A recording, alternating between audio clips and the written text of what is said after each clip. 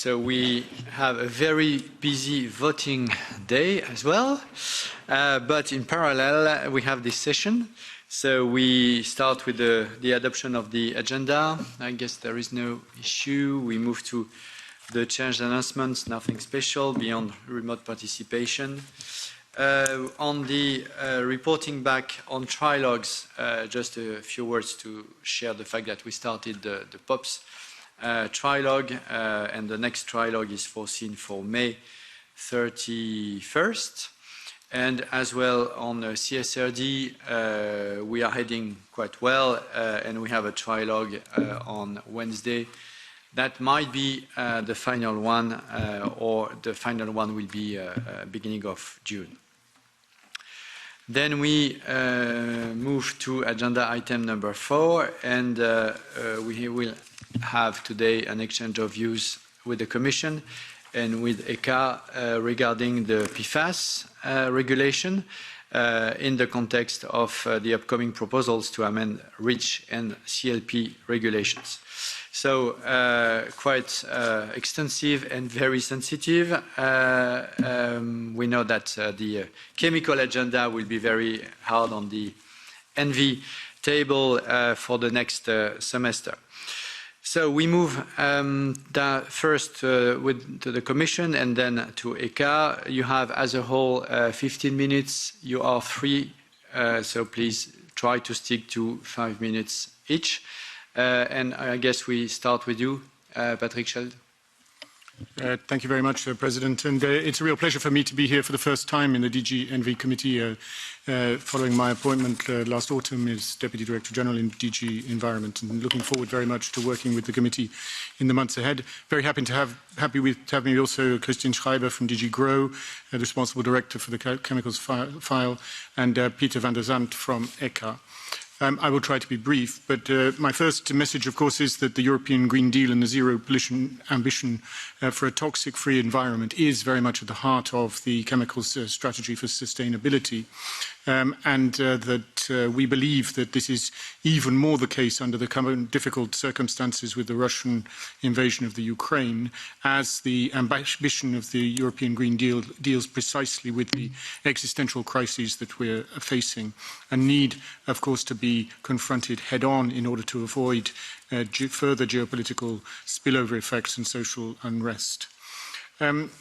Moving to the key theme of the discussion today, which is the implementation of the chemical strategy for sustainability, our objective, of course, is to tackle the most harmful substances, and that is why we are first revising the regulation on classification, labelling and packaging of chemicals, and then a bit later on the REACH regulation, which come alongside ongoing discussions as well on some of the sectoral product legislation, for example on food contact materials, cosmetics and toys, to ensure altogether that the legal framework for chemicals in the European Union ensures that the most harmful substances are phased out in consumer products and for professional uses, unless their use is proven to be essential for society. My colleague Christian Schreiber will speak a little bit more about the recently adopted REACH restriction roadmap and specifically the action that we are taking on PFAS. So I will just, in the remaining time, mention that on the CLP revision, we have made some good progress in recent days in our recent internal discussions on the impact assessment, which means that we are on track for presenting to the College proposals, we hope, after the summer break. The REACH revision is more complicated. We are deeply engaged in the ongoing discussions on it, the impact assessment. We were hoping with these proposals to include, in line with the strategy on sustainability, the extension of the generic risk approach for the most harmful classes of chemicals in both consumer products and some professional uses, as we already had in the existing text for carcinogenic and other similar substances. But we will also then bring into the equation endocrine disruptors and the most toxic substances in the environment. And we believe that with the generic approach, we should be able to provide better protection and also greater clarity for industry, because these harmful substances will be based on the presumption that they will not be allowed unless their use can be demonstrated to be essential for society. The REACH revision is intended to come forward with proposals from the Commission either at the end of 2022 or, depending on the progress that we make in our internal discussions, early in 2023. But we are certainly determined to make progress as quickly as possible. I'd just like to, before finishing, say a word about stakeholder outreach and in particular the high-level round table that we have put together in order to support the work of the Commission in taking forward this ambitious legislative agenda. This is a high-level group bringing together representatives of industry, civil society, academia, as well as international organizations and member state representatives in order to accompany the work that we are developing and make sure that we are we have the best available evidence base for the work that we're doing, but also a good understanding of how the ideas that we're developing resonate in the broader stakeholder communities. And we're very grateful for members of the high-level roundtable also for the work that they are doing as sort of ambassadors for change in the outreach to the wider community. And I mention it in particular because we have the next meeting of the high-level roundtable already this week. We already have from the roundtable a very useful report on enforcement from the previous work. And a second report will be examined at the meeting this week on research and innovation and the principle of safe and sustainable by design. I would also say that it's a great place for us to draw on some of the inputs that we receive from the community. I mentioned in passing a very useful analysis of costs produced earlier in the year by the CEFIC group representing the chemicals industry, looking at what the potential consequences for the generic risk approach could be in the sector. Although I would say that that analysis was inevitably somewhat broad brush, since it was not able to reflect in any detail or in a specific way the policy options that the Commission is currently analysing for the impact assessment. So all in all, Mr. President, I'm very grateful to have this opportunity with the stakeholder engagement in the high-level roundtable and the ambitious agenda that we have. We believe that with the chemical strategy for sustainability, we're making a powerful contribution to the European Green Deal, even in the present difficult geopolitical context. I hand over now to Mrs. Schreiber. Yes, thank you. Let me follow up. I mean, Patrick already mentioned the major proposals we are preparing on CLP and REACH.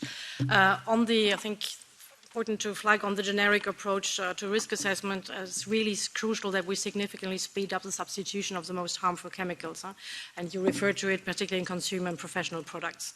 And to do so, we actually need to extend the Commission's mandate to introduce its generic restrictions and plan the implementation in a similar way as we had done in the restrictions roadmap, which you have seen, which was published in April. We also need to reform the authorization and restriction processes because they have to become more efficient and fit for the high ambitions which we have now with the chemical strategy. So here we need to recognize that the current level of micromanagement and REACH authorizations cannot be maintained. And we are therefore promoting broader derogations which will apply to all companies for a particular use rather than dealing with authorizations on an applicant-by-applicant basis. And let me just lay on the restrictions roadmap. We have been working on the implementations of the initiatives which were identified there. And in particular, we have recently launched the inter-service consultation for a restriction on microplastics, which I think has been long awaited. And once we get the relevant ECHA opinions, we also plan to swiftly proceed with the planned broad restrictions of PFAS substances. First in firefighting foams, and later a broader restriction, which is currently being prepared by 5 member states. So here, Peter van der Zand from ECHA will let you more about the state of play.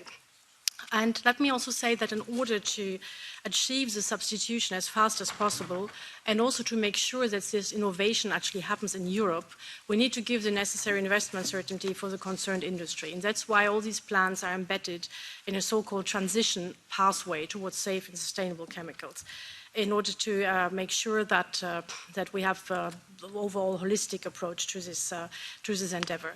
And here again, this pathway is being elaborated in close cooperation with stakeholders and will, among others, also be discussed in the high-level roundtable to which Patrick alluded. And we expect to publish this by the end of the year.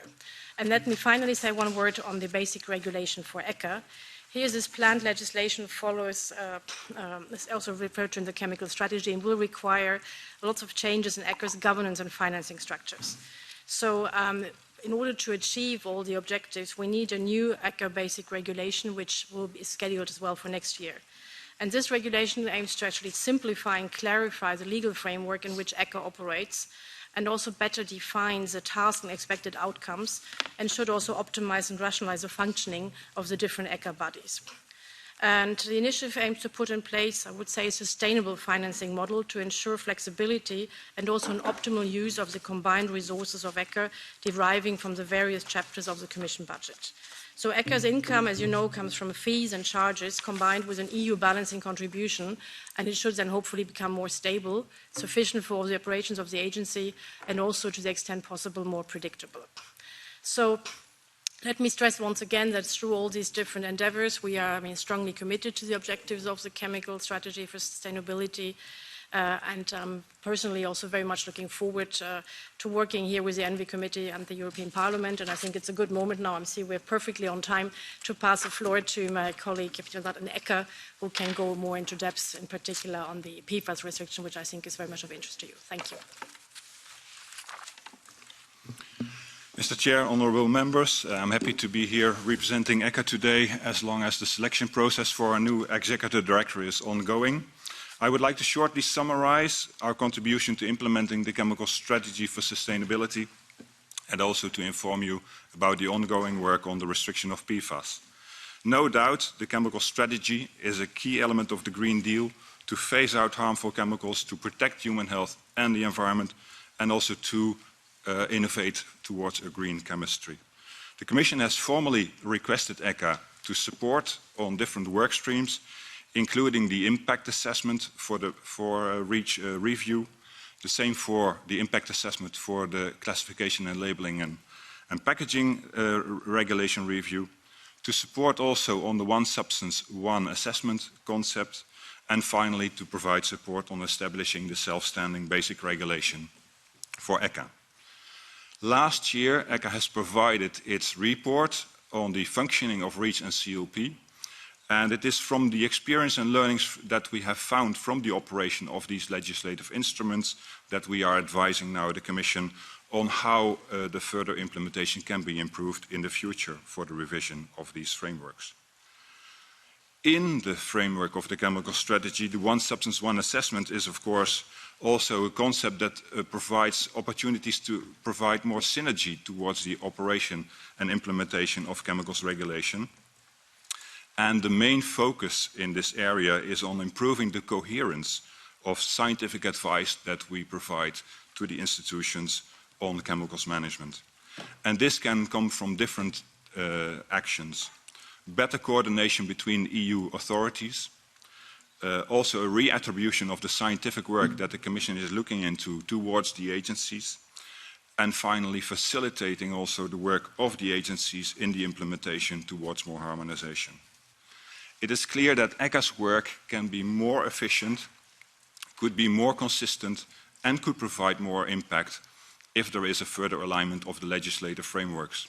So we are working on our side very much to look at the different instruments and databases, how we can provide a technical support for that, but also we need more alignment on the legislation side to be really ready to respond to this political ambition.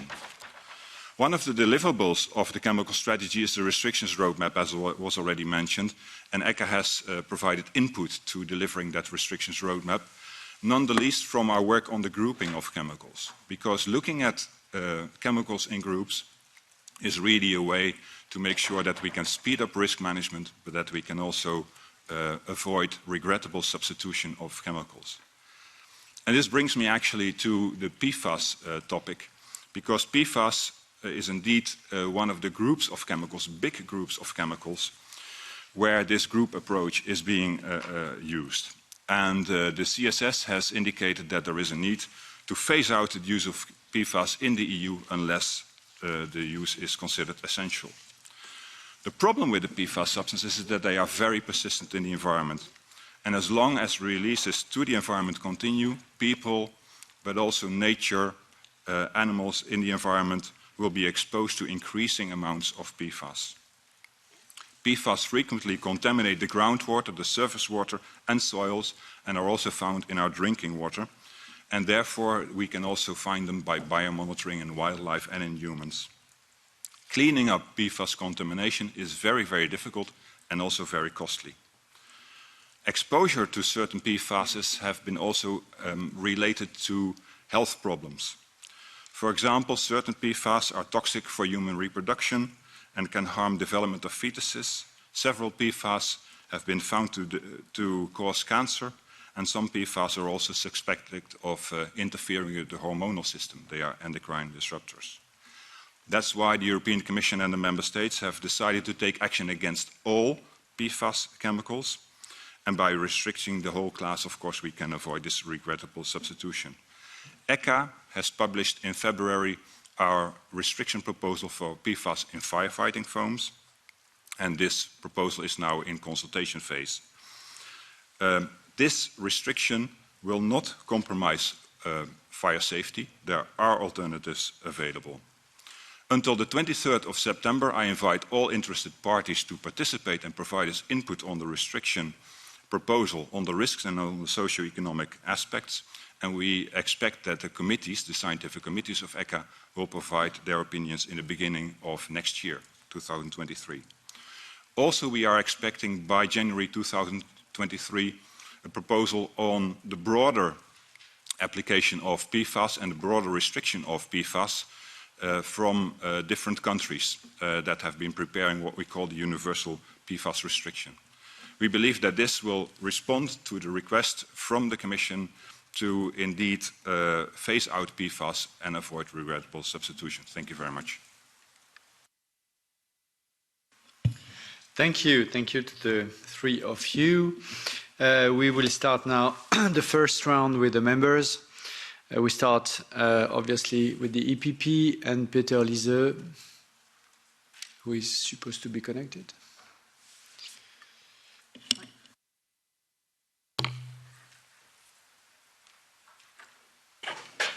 Sorry, Chair, there has been a misunderstanding. Normally, Maria Spiraki should speak on behalf of the EPP, but she's not yet ready. So to make it less complicated, I will say a few words and Maria can come in the second round. So thank you for this presentation and the important information.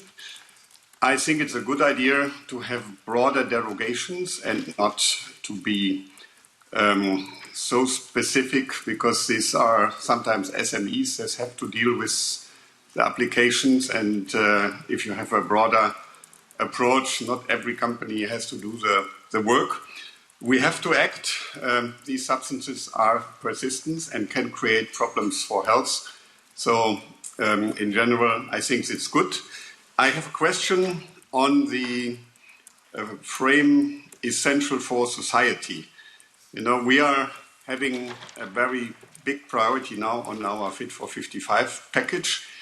And I would ask mainly the Commission if they take into account their assessment that sometimes chemical substances are needed to do the transition, and if this would be covered by use that is essential for the society. Thank you. Thank you, Peter. We move to Maria Arena for S&D. Merci beaucoup. Thank you very much indeed. Thank you for those presentations. Listening to all different experts, something came to mind. If we were to use polluter pays, then cost wouldn't just be seen by industry as a cost to restriction, but a cost to production. In the presentation we heard an argument saying, okay, industry looks at the cost of restriction, what it would have to pay if there were more restrictive laws. I think we have to get companies involved more in paying for repairs when it comes to health, pollution. I think it's very difficult for the public sector to really evaluate what the cost is. And the impression we have is that industries look at non-production, whereas the public looks at the cost of repairing the damage done. REACH and CLP, it's true, they have contributed to better protect our health and the environment from biochemical hazards, and we've seen various improvements. There are still improvements to be made, and the Commission has committed itself to deal with some of the problems in the chemical strategy. I have various questions.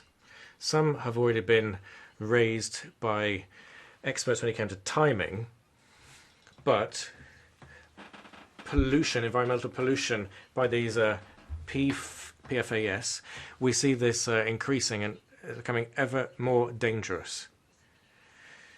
The restrictions thereon, and you said this at the beginning, we should be able to eliminate all non-essential usages of the PFAS. But DG Envy, we've heard from them that the PFAS restrictions won't have anything to do with essential usage as a definition in it, the restrictions. So, Commission, question to you. In PFAS restrictions, will you have non-essential usage restrictions therein, as you committed to doing? On REACH and CLP, apparently there'll be one priority over time in CLP and another in REACH. Don't have very much information on the form that these reviews will take. Will it be co-decision or will it be comitology? Lots of rumours out there, has to be said, but the EP does have to play its role as co-legislator in these reviews. Then finally, the roadmap, the restriction roadmap, we've had a recent publication, i.e. banning concerning elements by 2030. That's going to be a key tool. But what about the implementation of that roadmap? If you look at the deadlines and for these group restrictions to be brought in, will that allow us to be, for all of that to be implemented in the deadlines set? Renew? Thank you, Pascal, and welcome to our guests. I'm really happy that our honourable guest from ECHA paid us a visit to Brussels. I think that we are all impatiently waiting to know who will be the next head of the agency and will help us to translate the vision for safe and sustainable chemicals into reality. Now, recently the Commission published the already mentioned roadmap for restriction of targeted substances, and Vice President Timmermans promised that action will be taken during the mandate of this Commission. And actually, even having talked to the industry, the users of chemicals are highly welcoming the roadmap because it gives them kind of a list of chemicals to look at and start substituting. Nevertheless, the roadmap itself is not a guarantee of an extension of generic approach and of a swift increase of the protection levels. What I think we need is a commitment in regards of timing for delivery of each restriction plan and an allocation of resources. Really, without having sufficient resources in ECHA, it's not going to happen. So when it comes to the PFAS, the dossier from ex-member states is expected to be submitted in January 23. Now, I'm wondering if there is a possibility within ECHA to speed up the process in the committees, because indeed, as you said, Peter, this is something where every day we're getting more and more contaminated, and these chemicals are just building up in the food chain. So the faster we act, the more protection we have and less cancer. Second, what would you improve in terms of the restriction and authorization procedures? And to the Commission, well, we have to act on hazardous chemicals. This is obviously very clear. And I think now with this situation, yes, we need to keep on looking on the energy transition aspect, on the security aspect, but we have to keep an eye also on the safety aspect and on the circular economy. And I think it's important to have all the criteria together, because if we split them, we might venture and invest, companies might invest into false substitute that will create even more problems. So I think we need to keep an eye on both. But Can you therefore guarantee that the Commission and your DGs are really standing behind the level of ambition as it was expressed in the CSS, and that it's translated into the REACH reform? But also specifically on the essential use, because there are some rumors that there might be also introduction of safe use next together with the essential use. Now, is it true? Can you comment in any way of that? And what's the point of introducing the essential use when you have safe use, which could be a massive loophole? Thank you very much.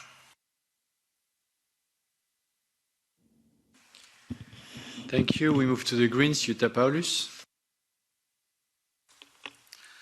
Thank you, Chair, and thank you for being here to Commission and ECHA. Martin has already asked some of the questions which I had jotted down, so I will just move to the ones there where I'm not sure whether they have been really asked.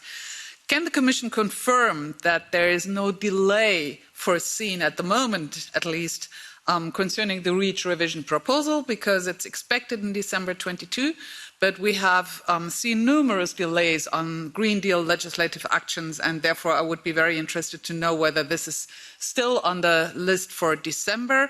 And also Vice President Timmermans committed that action will be taken during the Commission's mandate on the restrictions roadmap. So I'm wondering when we will actually see the first mandates for restriction. And I would be very grateful for having more than just a year, but rather a bit more precise, because in the roadmap text it's only a year, but let's take the year 2024. For maybe some of us, it would be interesting to know whether we see it in January or whether it will be on the next mandate of the Parliament and also of the Commission.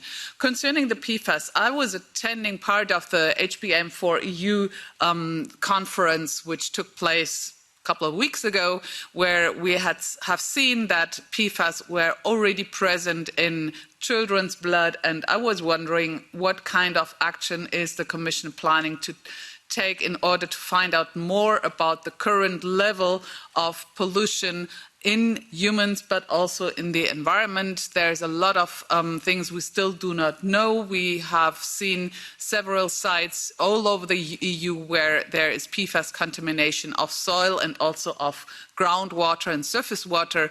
Is there a special program being planned in order to find out more about the contamination, and are there funds being attributed to the remediation of these sites, as there is a lot of drinking water of Europeans being in danger? Thank you. Thank you. Before moving to the next speaker, I will formally open the Catch the Eye session, so put your name on the list, either in the room or electronically. Then we move to ID. There is no speaker for ID, so we move to ECR. We are supposed to have Pietro Fiocchi, but he's late. So we move to the left, and Anja Hazekamp.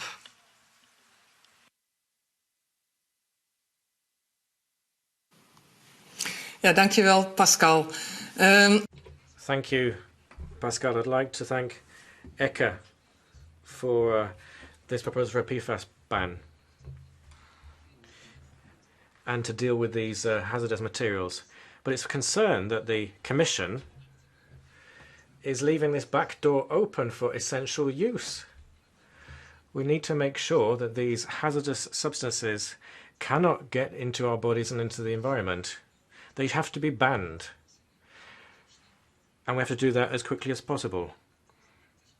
I don't understand how these very hazardous materials are still being used in all different types of products, even food packaging. That has to come to an end, not just in Europe, but worldwide. In the chemical strategy, it says that the Commission is going to make sure that they cannot be used in the EU, these elements. But since it's just we've just been talking in circles since.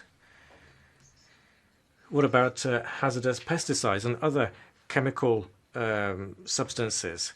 What is the deadline? What is the timetable going to be? When are we going to have this PFAS ban? And also when it comes to the production of these and export of them, not just imports. CLP REACH reviews. There, the EP has to have its full say. these essential changes, which are of extreme importance for the Green Deal, this cannot be left to people deciding behind closed doors. Can you promise us, Commission, that this will go through the ordinary legislative procedure? Finally, Commission and ECHA, I know that you know what's happening with 3M in Flanders.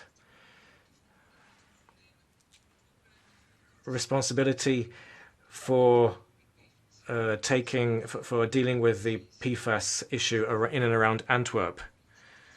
They're just denying the fact that there is a health emergency.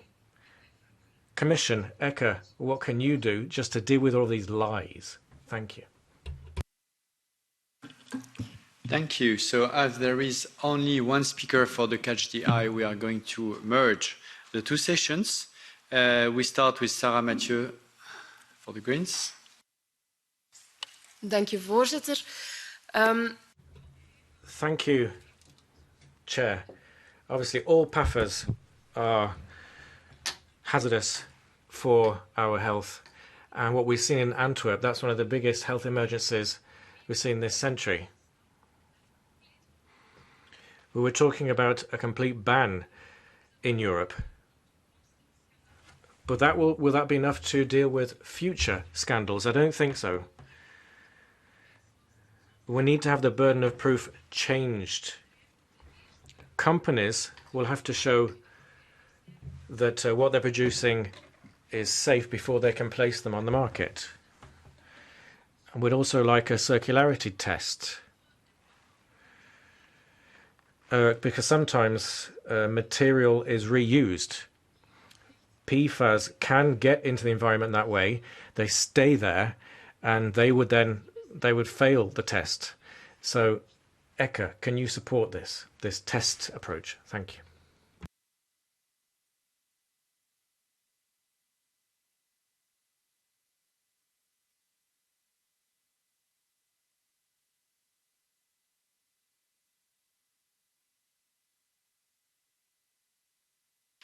Okay, so we try to reach Pietro Fiocchi for ECR, and also a message to Peter Liese, Maria Spiraki for EPP is not connected. If you want to have one additional voice from the EPP, it's right now. No. Okay, so we move now to the answers to the question. So the three of you, up to you to decide on the order. Well, thank you. Thank you very much, President, and thanks to the honourable members for the thought-provoking and very constructive questions, which I think are extremely valuable in the context of this discussion. And I think that today's debate indeed shows the strong commitment of the Commission to have a full and open discussion with the relevant committees and instances of the European Parliament on the important issues raised by the revision of the CLP and REACH. And of course, when the Commission comes forward with the implementing legal texts to take this forward, we will be based clearly on our treaty prerogatives. On the issues of substance that have been raised, Mr. Liese, on the question of how we see the concept of essential use, and this is very much at the heart of what we're seeking to achieve in the revision of REACH in particular, combined with the generic approach being extended to a much larger range of hazardous substances than is the case today. And the criteria that we are considering in relation to essential use are things which are either critical for society or necessary for health and safety, and for which there is no alternative, no viable substitute. So those are the broad terms in which we are conducting this discussion. And we had a very productive workshop a few weeks ago where over 600 participants were able to, from across the spectrum of the stakeholder community, to take us further into these topics. I strongly agree with Mrs. Arena's point about the need for our work in this area, not only to look at the potential costs and consequences for the industry, recognizing, of course, that we have a strong interest in maintaining smooth functioning of the internal market and a strong and competitive chemicals industry in the European Union. But it is indeed the challenge that sometimes the potential negative impacts in terms of health, public health and the environment are more difficult to quantify, but are nevertheless a vital part of the overall assessment of the cost-benefit of what we're trying to achieve. And so the emphasis that she puts on the cost of repairing the damage from the uncontrolled use of hazardous chemicals is extremely well made. And maybe I wasn't clear in my reference to the PFAS specifically. It was not that I do not see the essential use concept being a part of our future policy in this area. It's just that we do not yet have PFAS within the general approach and therefore not yet subject to this concept of essential use. On Mr. Heusig's questions, I mean, certainly I am ready to confirm that the Commission remains committed to achieving a high level of ambition in the implementation of the Chemical Strategy for Sustainability, and the point that he makes about the need for the authorization procedures to take a sort of broad context, including on issues like circularity, is also well made. The issue of safe use is a concept which already, I think, figures in some of our thematic and horizontal legislation, but certainly is not a pretext for diminishing the level of protection for the public health and environmental consequences of the uncontrolled use of hazardous substances, for which the context of essential use is extremely important.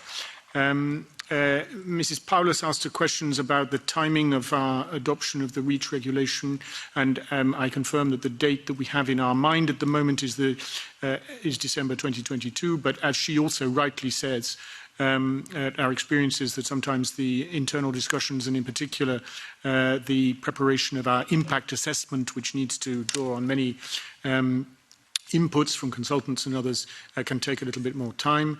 And so I do not exclude that we push back into the beginning of 2023.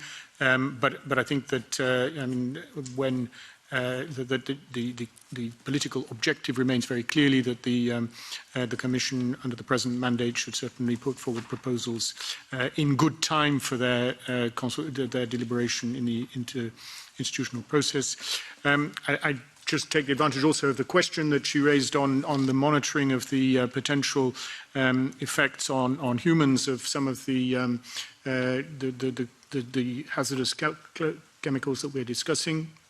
I'm just happy to mention the result of a recent Horizon 2020 research and innovation program, specifically on human biomonitoring, which was published in April of this year, the HBM4EU project, which has indeed produced a lot of very valuable data and information on chemical occurrences in humans at a Europe-wide scale, and in particular on exposure to phthalates, PFAS, bisphenols, flame retardants, and lead, which were found in many parts of the population, which I think clearly confirms the need to ban these substances from consumer goods.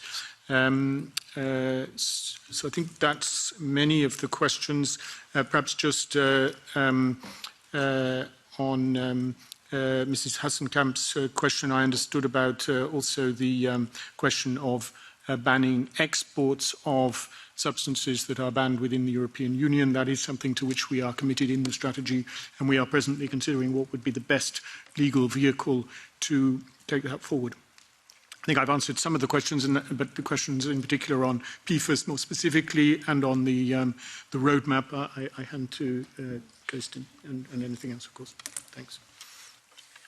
Yes, thank you. I mean, I would like to come back on the question by Mrs. Paulus, but also others, on how we are actually going to sort of implement the roadmap. Will there be delays? I think it's fair to say to can reassure you that, I mean, it's an ongoing process. We are actually sending on a constant basis mandates to ECHA. I mean, most recently we have one on integration version of PVC. We have the famous microplastics one, which is close to adoption one. We have one on medium chain chlorinated paraffin. So I think it's a constant process. And as I explained, we have, I think what was important, what we wanted to show, that we have this roadmap, which clearly spelled out calendar, which stretches indeed all the way until 2030, but based on priorities, on where the most immediate need for action is, that we actually have a clear perspective on this. So I think that's important to underline. I would also like to come back on the point, which I think was quite important, which Peter Liese made on the point that chemicals needed for the overall transition. I think this is, of course, part of the overall consideration when you also look at substitution, at the wider picture of the green and digital green transition from a broader perspective. And that's why we're also developing the transition pathway, to make sure that you have this broad perspective with all the different requirements, because of course they are, and rightly so, I mean, there are many challenges to which industry needs to adapt, and where industry needs to profoundly transform. And I think this is a relevant aspect which was mentioned. And on just maybe on, I mean, on, I think PFAS also, we will certainly on the more substantial work, I think we can hear from ECHA, but just to avoid some, say, maybe unnecessary debate on the essential use concept and PFAS. I mean, at the moment, you know, I mean, this will be a restriction under the current process, and there it's actually up to member states to come forward at the moment to say whether they want to include the concept of essential use or not. I think it's quite clear that if we're talking about PFAS in firefighting foams in particular, uses where you don't have any substitution, I think we will probably all come to the conclusion that if you can't extinguish an electric battery, you would probably introduce this concept here. But this is basically, I mean, something which will then be also the suggestion when, I mean, since member states have started this process, how they will want to take this forward. I think we all agree that, I mean, as I said before, and they're very persistent, very dangerous, and that we need to make sure that they are eliminated in all possible applications. But maybe I'll pass the floor then to, if you still have time, just for a word to Peter Sand from ECHA on the actual process of the work on PFAS and ECHA. Yeah, thank you very much. And also to respond to the question of how quickly can we provide the opinion to the Commission, of course, on this very important file. And we recognize, of course, that this is important to make sure that the advice is at the Commission and also for the scrutiny of the Parliament in a way that is not only speedily, but that is also very well developed. In the sense, just to say how the process works, the proposal for firefighting foams restriction has been published in February. We have then opened the public consultation, which will take us 6 months. In order to speed up the work, the committees are already preparing for their work on the opinion making. But of course, after the 6 months consultation, we have to take into account the comments, we have to look at them.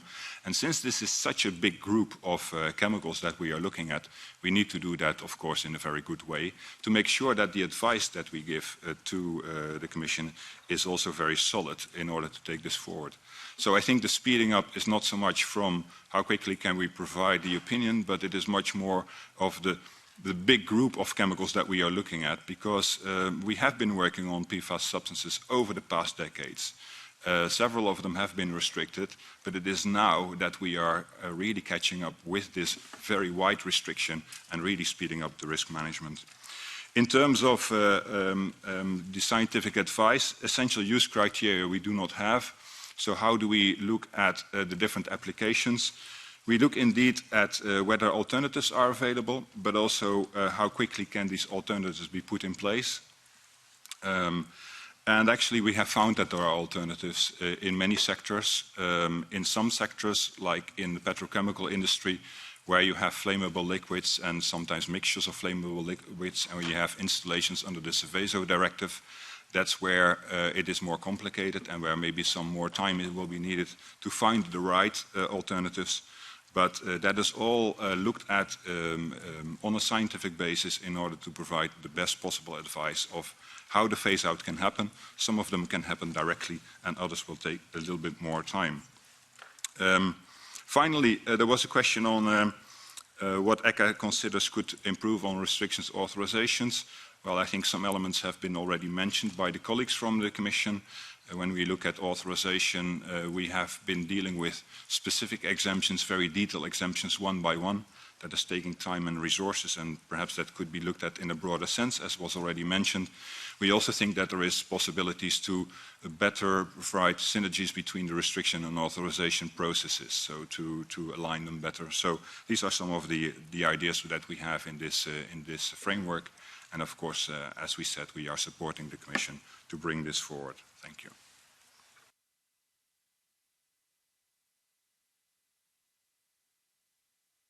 Thank you to the three of you.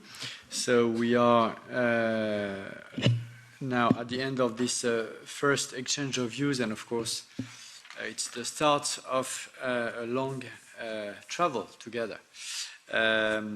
Thank you for that, and we make a very short break before moving to the next agenda item for you to leave the room.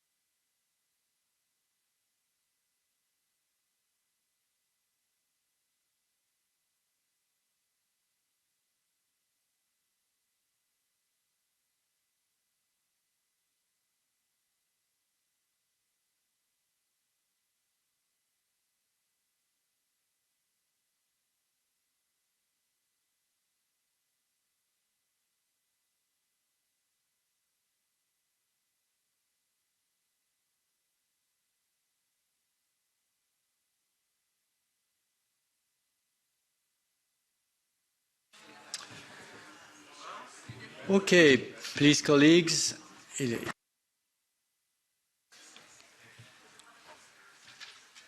So I suggest we start again our meeting. Martin.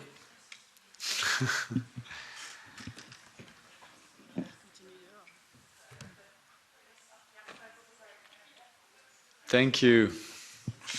Thank you. So we move to the second topic for this afternoon, which is the exchange of views with the Commission in view of the 75th World Health Assembly that will take place in coming days in Geneva. So we start with the Commission, and then the members, please put your name on the catch the eye if you want to have the floor. So we start with Stefan Schreck for DG Santé from the Commission. Yes, thank you very much and good afternoon. Honourable members, thank you for the invitation, and let me just apologise on behalf of John Ryan, our Deputy Director General, who would have liked to be here and regrets that he cannot. So I'm going to inform you about the 75th session of the World Health Assembly, which will take place next week in Geneva. And as always, the main objective is to consider and adopt resolutions and decisions either prepared by the last Executive Board, which took place in January, or submitted to the Secretariat since the Executive Board meeting. Then the French presidency of the EU will read out 11 statements on behalf of the European Union and its member states on key agenda items. And we understand that there will also be an EP delegation going to Geneva, which will certainly underline the importance of the World Health Assembly for the European Union. Now, regular coordination meetings and consultations before and during the Assembly have been and will be ensuring close coordination between EU and Member States and the services of the Commission in developing those joint statements. The Assembly will actually address 28 agenda items with more than 50 sub-items. I will not be able to cover all of these points in detail. There are several agenda items related to pandemic and health emergency prevention, preparedness and response, as well as strengthening of WHO. I will give a more detailed overview on them, and the other items I'll mention only very briefly. Please also note that for several agenda items, informal consultations among WHO member states and the development of the position of the EU and the 27 member states is still ongoing and is likely to finish just before the beginning of the Assembly next week. And then what I should also mention is that there is the intergovernmental negotiating body that was set up to be in charge of drafting and negotiating the new pandemic agreement. And it is requested to submit this progress report to the 76th World Health Assembly in 2023. And agenda items strictly related to the work on the new pandemic agreement will therefore not be on the agenda of this year's World Health Assembly. So let me go to the first important topic. The Assembly is expected to welcome the report of the Working Group on Strengthening WHO Preparedness and Response to Health Emergencies, which includes recommendations to the Health Assembly and an embedded draft decision on the onward process for the amendments of the International Health Regulation to be adopted by the 75th Assembly. With its report, the working group is actually fulfilling the mandate given to it by last year's Assembly. Based on the recommendations of independent review panels and committees, and on a survey whereby input from member states, non-state actors and other relevant stakeholders were collected, on 131 recommendations, the report highlights as priority areas the following areas. Leadership and governance is the first, that needs strengthening. A whole of government and whole of society approach is crucial to achieve this objective. Then equity, both as a principle and outcome, is critically important in prevention, preparedness and response to health emergencies, including with respect to capacity building, equitable and timely access to and distribution of medical countermeasures, and addressing associated barriers. Systems and tools need to be built and strengthened to help prevent and prepare for future health emergencies and address them more effectively when they do arise. Such tools are, for example, strengthening the international health regulations of 2005, and application of a One Health approach in the global framework as well. And then, of course, finance. There is a need to provide support for collective investment in global, regional, and national health emergency prevention, preparedness, and response, including adequate and sustainable financing for WHO. The embedded draft decision on the way forward for amendments of the international health regulations proposes, among others, an extension of the working group with a revised mandate and name to continue the work on the amendments in view of their adoption at the 77th Assembly in 2024. The draft decision also invites the WHO Director General to convene an international health regulations review committee to provide expertise to the members of WHO on the proposed amendments. This decision should be adopted together with the amendments to Article 59 and other related articles of the International Health Regulations. The objective of the proposed amendments is to shorten the period necessary to further amend the provisions of the International Health Regulations, notably by reducing the period for their entry into force from 24 to 12 months. However, consensus has not yet been reached on these changes. Therefore, an informal negotiating session led by the United States, which is the country that started the amendment process, is planned this week. And we understand there will be a meeting tomorrow, the next one. As a second important agenda point, I would like to mention the work of the World Health Assembly related to Ukraine. The Assembly will discuss, under the agenda point WHO's work in health emergency, the draft resolution Health Emergency in Ukraine and neighboring countries stemming from the Russian Federation's aggression, and the related report on the health emergency situation in Ukraine. That will be based on the resolution adopted by the special session of the WHO Regional Committee for Europe on 10th of May. The EU will continue working with Ukraine and like-minded countries on the draft resolution to be submitted to the 75th World Health Assembly, aiming for the fine balance here between a strong response to the Russian aggression and also maximum support from the wider WHO membership. On WHO budgetary matters, it is important to mention that the Working Group on Sustainable Financing reached compromise to strengthen WHO financially in its 7th meeting that took place end of April. The final recommendations of the Working Group will be submitted for formal adoption by the World Health Assembly. As follows, The World Health Assembly will request the WHO Secretariat to develop budget proposals through the regular budget cycle for an increase of assessed contributions. Those are the membership fee for WHO, to reach an aspirational level of plus 50% compared to the 22-23 biennium by the biennium 28-29. And further, it will recommend the establishment of an agile member states task group on concurrently strengthening the WHO governance for transparency, efficiency, accountability, and compliance. The first step is to increase the assessed contributions by 20% in the budget proposal for 24-25. In considering further proposals for increases, WHO member states will assess progress towards the implementation of WHO reforms that are within the remit of the Secretariat.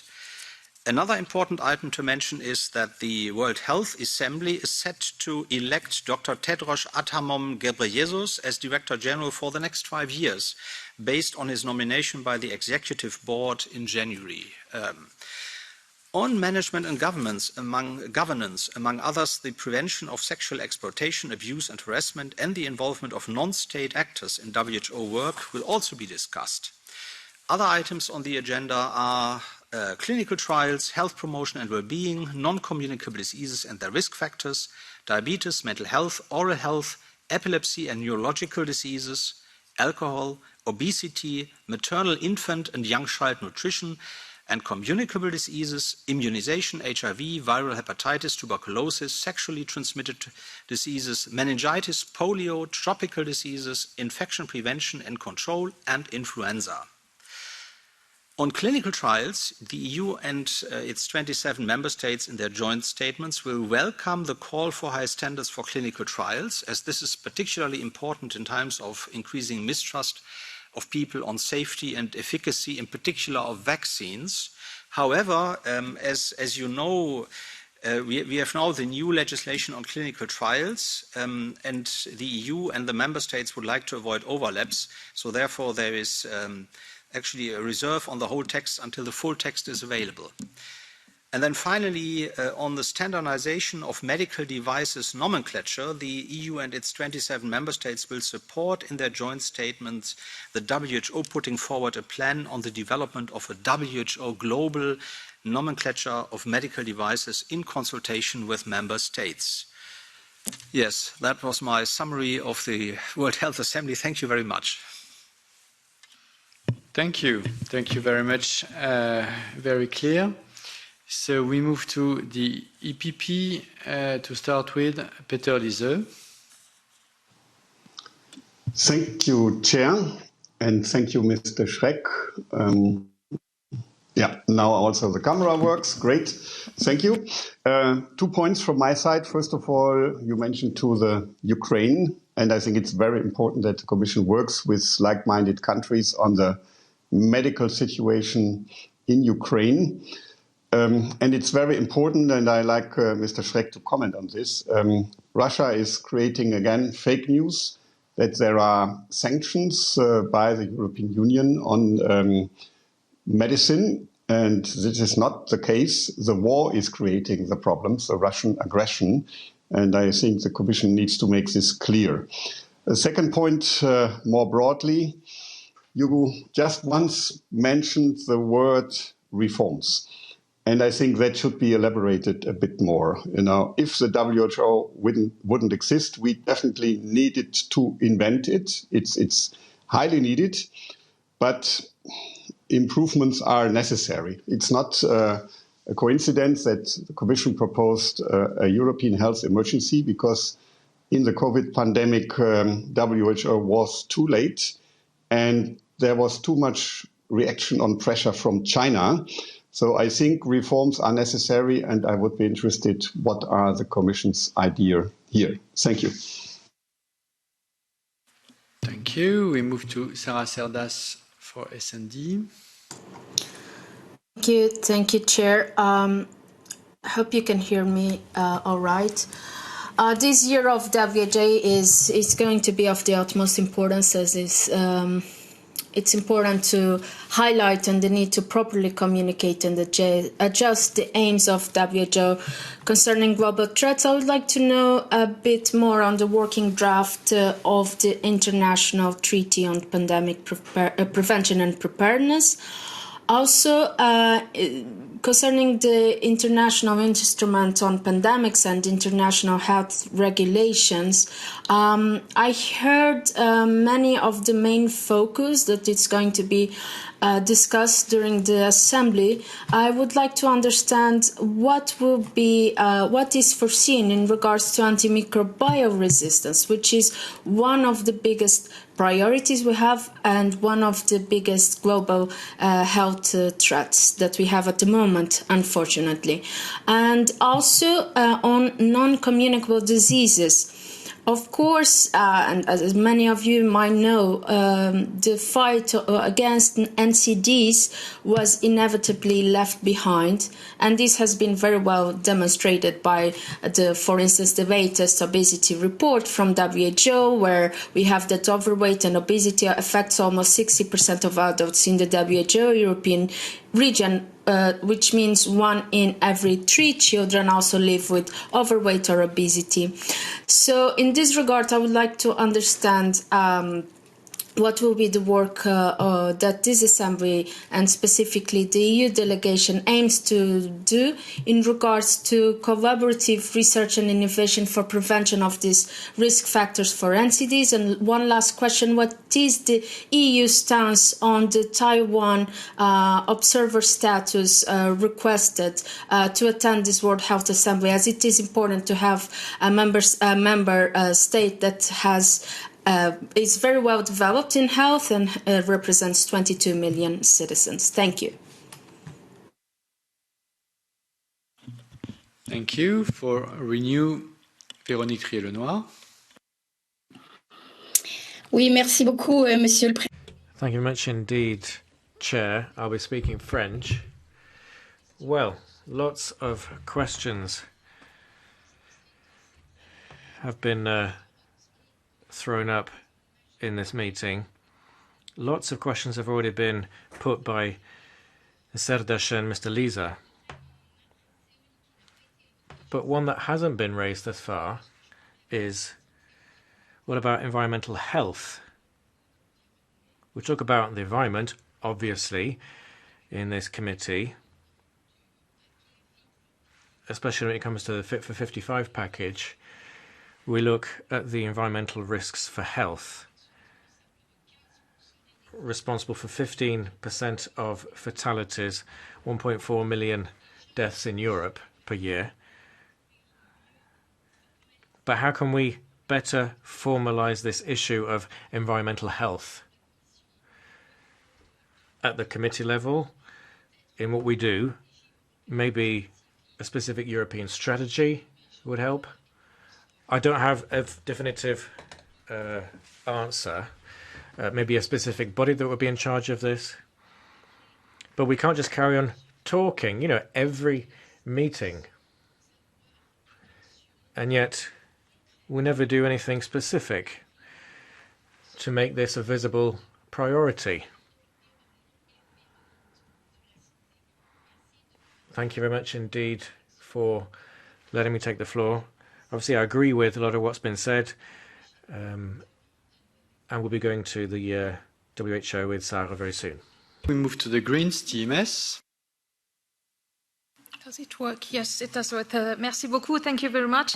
Dear colleagues, dear representative of the Commission, thank you for being with us. And as you said, you are entering the negotiation of an international pandemic treaty. And I agree that no single government or institution can address such a threat of future pandemics alone.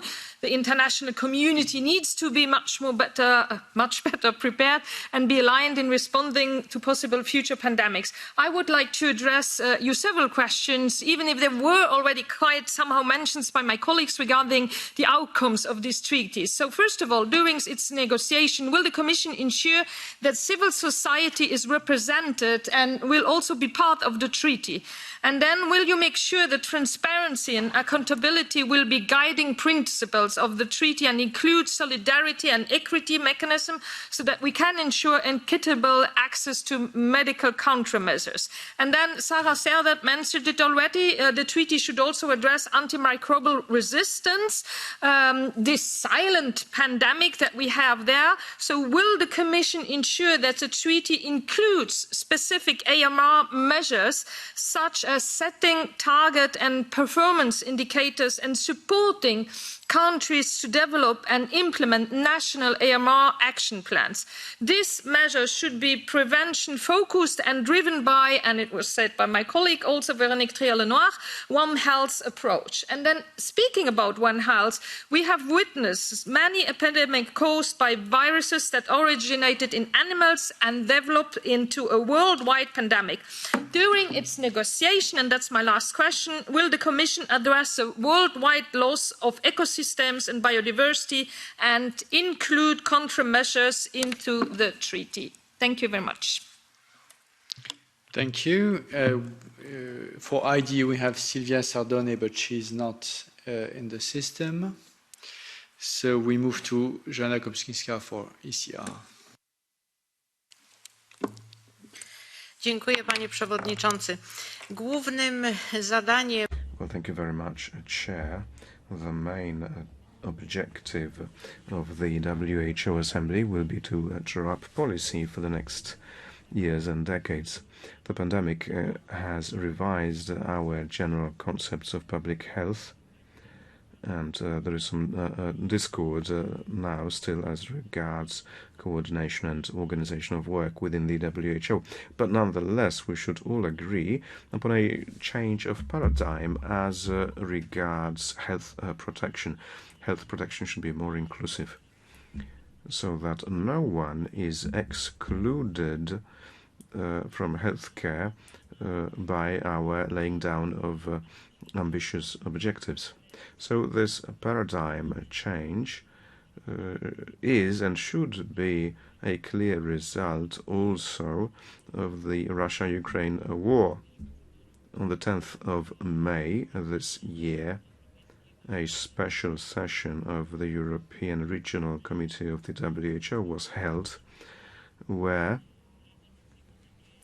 a resolution was adopted condemning the Russian attack. This resolution was passed on to the Director General in order to be debated during the 75th General Assembly of WHO. And I'm pleased to know the decision has been taken to debate Ukraine. But I would like to know now specifically which items on the agenda of the Committee A and B session will be devoted to Ukraine. We need to reiterate our resistance to and condemnation of the Russian aggression, which has had tragic consequences to the lives of the Ukrainians, but also to those member states which directly border Ukraine. So, how will the Commission initiate such a debate? What additional actions do you want to take, Commission, so that the plenary session and Committee A and B sessions take a clear decision on assistance to public health? Thank you. Thank you. We move to Anja Hazekamp for the left. Ja, hartelijk dank. Thank you, Chair. Thanks, Commission. You can't think about human health without thinking about animal and environmental health. We were always going to have to deal with some sort of zoonosis. It was going to happen at some point. So this is not going to be the last pandemic. But we've not yet dealt with a taboo as to how this pandemic came about, the sick way that humans deal with animals. So we're going to see more zoonoses, but also an attack on food security. When you look at the production of eggs, dairy and meat, we see an increase in biodiversity, a loss of biodiversity. If we're having people, animals in such close proximity to people, that will always lead to problems. We see antimicrobial resistance as an issue. Animals can always move diseases from animals to people. Animal swine fever, African swine fever, for example. So the fur industry as well, holding animals in cages, all of the progress we've made there might lead to nothing if we don't carry on in that process. So we need the EU to do what it can when it comes to the overproduction and overconsumption of animal products in the West. In the Farm to Fork report, that's what the Commission has been asked to do. Commission, this subject, how are you going to bring this to the fore at the World Health Assembly? And if I may, Chair, one more question. Real approach when it comes to trafficking of wild animals, this is crucial. We need to do this if we want to stop future zoonoses. Commission, you'll have to deal with this at the WHO as well, and not just when it comes to CITES. And is that what will you be doing as well? Thank you. Thank you. Last but not least, Catherine Van Brent for the COVID committee. Thank you very much, Chair. Thank you very much, Chair, and thank you very much for inviting me to this discussion. You know, the COVID committee has a very large mandate and overlaps with the work of many committees, but especially with this one.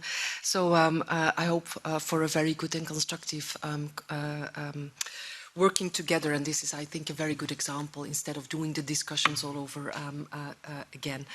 And of course, I also want to go into the pandemic treaty that is of key importance. I think the Commission and the European Union as a whole should be the front runner in this discussion. Has been said by Peter Liese, the work of the World Health Organization in the pandemic has been important, but a lot of shortcomings were there, and we saw that a worldwide health system was far from resilient enough to cope with this pandemic. So I would like to ask the Commission whether they can elaborate a little bit more on the mandate that they have to negotiate this pandemic treaty, and what the methodology is that the Commission itself sets as a standard, how it will work.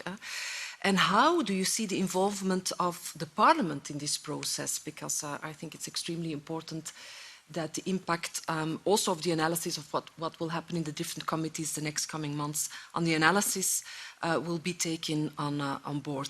And my last question is with regard to one of the crucial, well, what should be one of the crucial goals of that pandemic treaty, that is the universal and equitable access of all the countries in the world to medical equipment and to vaccines. And how does the Commission see that evolving in the negotiations, and how hard will the Commission work for that purpose? Thank you very much. Thank you very much, and of course we will work in very close cooperation, obviously. So before moving to your answers, I will join the session with the Catch the Eye because I have only 2 names on my list. Michel Rivasi for the Greens and Margareta Della Pisa for ECR. So if you want to put your name, it's right now. So let's start with Michel Rivasi. Merci. Thank you, Chair. Similar to what Kathleen van Bremt said, I'm also part of the COVID committee. An international treaty on pandemics, that's what Charles Michel suggested. That was at the Paris Forum. That was last year. And he said that it would come into force next year. Commission, how are you taking part in those negotiations? Can we have the name of the people or the working party that deals with those negotiations? Who's negotiating for the Commission and the EU? And the European Parliament, is it involved in those negotiations? Commission, will you be publishing the draft treaty, the international agreements that are being discussed? Secondly, on advisory cabinets. McKinsey, for example, or Boston Consulting Group, they also work with the WHO, but also with Commission in France, Italy, Germany, and other EU states. Do they come up with recommendations when it comes to public health and how to manage pandemics? Commission, will you publishing all of that, all of what these companies have been giving you? We'll be publishing that for transparency reasons. Thank you. Move to Margareta Della Pisa for ECR. Muchas gracias. Thank you. Unfortunately, we can't hear what's coming in from Madame Della Pisa, so I'm afraid I can't interpret this. ¿Y qué hace Europa? Sí, ¿qué hace Europa? Le da carta blanca a Naciones Unidas. En este caso, a la... What we're doing here is we're giving a blank check to United Nations, asking for extra financing, more protagonism. But there is an international set of rules, i.e. to prevent pandemics, the pandemic that we've seen now for over 2 years. But we've not asked for any more responsibility, and we've not actually criticized ourselves. Mr. Tedros is still head of it. Now we're being asked for a new treaty, pandemic treaty. I think we should stop giving our competences over to international bodies, institutions. What we've seen over the past 2 years is that we've used anything in the pandemic to justify anything we want to do. Thank you. Thank you. So there is no other speaker, and we move back to the Commission. Stefan Schreck. Yes, thank you very much. That was really a lot of questions. I'm not sure that I can answer all of them, but we will, for those I didn't answer, we will be happy to answer afterwards in writing. Yes, maybe I should start with saying, because many of you have been asking how the negotiations are ongoing or how specific policy issues, how the Commission intends to make sure they are taken into account in the negotiation in the WHO. And of course, I think that I need to say that obviously the European Union is not a member of WHO, it's the EU member states, and that is of course reflected in all negotiations. The Commission actually is coordinating with member states in the working group in Geneva. There we have the colleagues from DG Sant who are now in the EEAS who lead that negotiation with member states. And I would like to say generally that, of course, what we try to do there is to ensure that the policy aims which have been agreed at EU level will also be translated into all the instruments of WHO wherever this applies.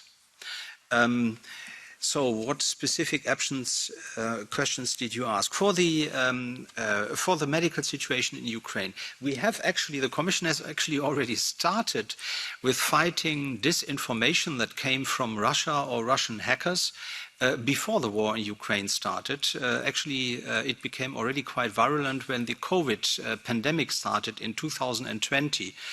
And I think we will simply continue with trying to counter and uncover all the disinformations that we are aware of that is actually distributed by actors which are allied with the Russian government. On the WHO reforms, indeed, we also consider the improvement of the working methods of WHO absolutely necessary, and we will always follow that in the consultations which we have with the EU member states before the EU position is actually agreed. And in that sense, line up with EU member states also in favor of such reforms and ensuring that indeed there is a link between the increase of the budget and the reforms. On AMR, as you know, AMR is certainly a key priority of the European Union, and one of the aims of the AMR action plan is actually to make the European Union a model region for the whole world, actually. And of course, here WHO is the right framework to translate this into real action. So on that, indeed, what we will try doing is to translate the established principles of the AMR action plan into the work also of WHO. On NCDs, there again, we have just started with the preparation of the Healthier Together action plan on non-communicable diseases that we hope will still be launched in June this year, and that establishes a completely new way of addressing non-communicable diseases in the European Union, and that, as far as WHO is concerned, will translate on the one hand, again, in trying to introduce the principles which we will agree in the European Union into the work of WHO, but also the other way around. We will also in the European Union actually use the expertise of WHO in the implementation of the Healthier Together plan.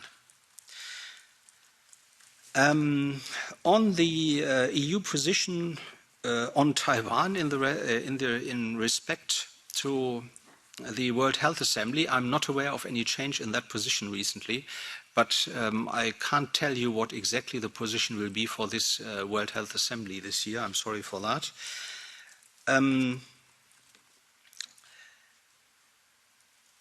What else do we have?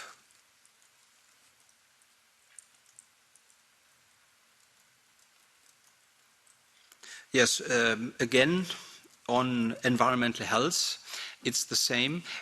this is something which we are always discussing with WHO, that is regularly on the agenda of the SOM meetings. And of course, here we also hope to benefit from the expertise of the World Health Organization. And for the pandemic treaty specifically, how do we ensure that there is transparency, that civil society can participate, that equity is a guiding principle for that pandemic treaty, and of course that the principles of One Health, in particular in the AMR, are respected in the pandemic treaty. Yes, these are all aims of the European Union in the area of health, and insofar as we have a role in the negotiation of this treaty, we will of course try to do our best to ensure that it's well respected in the treaty. But again, this is something which is negotiated among all the WHO member states, and our EU member states are coordinating with the Commission. That is how it actually works. And we as Commission, we also try to stay in contact with you as Parliament so that we can actually put forward the view of basically the supranational institutions, if you so wish, including the views of the Parliament. And I'm sure that everybody in DG Santé and also Commissioner Kyprianou will always be happy to engage with Parliament on how best these principles are represented in the pandemic treaty. What else?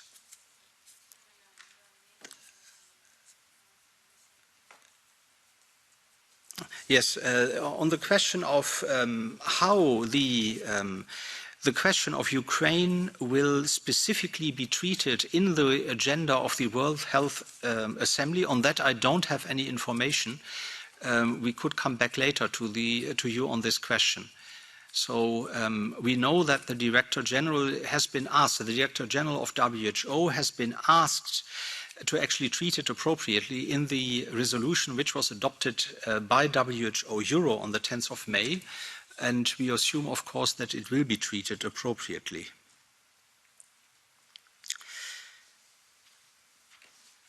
Yes, and on the question that this is not the last pandemic, indeed, we also believe that this will not be the last pandemic, and it is also clear that appropriate pandemic preparedness and response needs to be done at European level, but also at global level.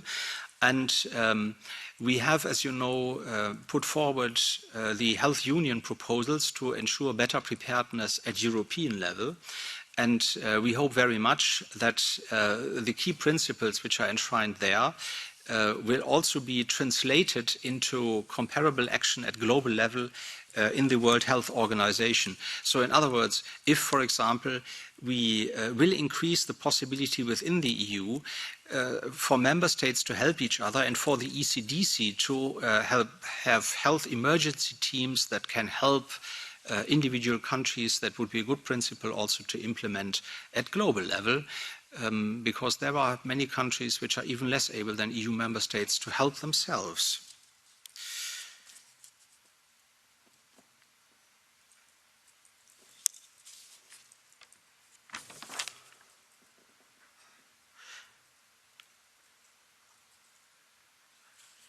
Yes, and for the shortcomings of WHO, I think the shortcomings of WHO, which have been demonstrated by the COVID-19 pandemics, that is really the underlying reason why all these changes are made, why we are talking about amendments of the International Health Regulation and the potential new pandemic treaty. So I do actually think that all the players are aware that changes need to be done. And I think the European Union and the Commission within the coordination group, there will be a constructive force to ensure that the key elements of improvement are also translated into the work, into the daily work of WHO there. Yes, I think that's what I could say. Just maybe before concluding, there were a lot of questions on the pandemic treaty, not only on the process, but also on substance, on the strategy, and so on. So maybe you could elaborate a bit more on this specific issue. Yes, for the pandemic treaty, we are not that far. We are basically mainly on process at the moment. But I do think that even while we can't say a lot at the moment about what kind of content this pandemic treaty is going to have, that the contribution of the Commission will be inspired by the principles which are also enshrined in the Health Union proposals. So there needs to be, for example, a strengthening of the exchange of communication that needs to be in real time. There needs to be a possibility of helping member states with specific intervention. There needs to be appropriate preparedness and response before the pandemic actually starts. But I think at this moment we cannot say a lot about what specific form this is going to take. Okay, thank you. So we are going to close this session. Thank you, Mr. Schreck, for being with us. Before closing the session, I opened the vote precisely. But very important that as we are a bit ahead of the schedule, we still keep the voting time as foreseen. So I formally open the voting time, but it will start for you and your team as foreseen at 3:45 up to 5:45, and I guess you know by heart which text we vote today, and that we have a lot of work regarding this part of the climate package ahead of us this afternoon. So good voting session, and see you very soon tomorrow.